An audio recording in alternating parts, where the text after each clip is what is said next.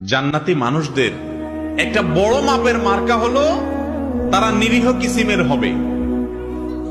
একবার রাসূল করিম সাল্লাল্লাহু আলাইহি ওয়াসাল্লাম সাহাবীদেরকে বললেন, তোমরা একটু অপেক্ষা করো, একটু পরে একটা লোককে দেখতে পাবে যে লোকটা জান্নাতি। এখন জান্নাতি নবী করিম সাল্লাল্লাহু আলাইহি ওয়াসাল্লাম রীতিমতো বলে দিচ্ছে নিশ্চয়তার সাথে যে একটু পরে একটা লোক আসবে এখানে, তোমরা খেয়াল করো কে আসে, যে আসবে সেই লোকটা জান্নাতি। সাহাবায়ে কেরাম যারা জান্নাতের পাগল, এই কথা শুনে তারা তো সবাই অত্যন্ত সতর্কতার সাথে অপলক দৃষ্টিতে চেয়ে আছে কে আসে। দেখা গেল একজন লোক, যে লোকটাকে দেখে তারা ব্রু কুচকাতে লাগলেন।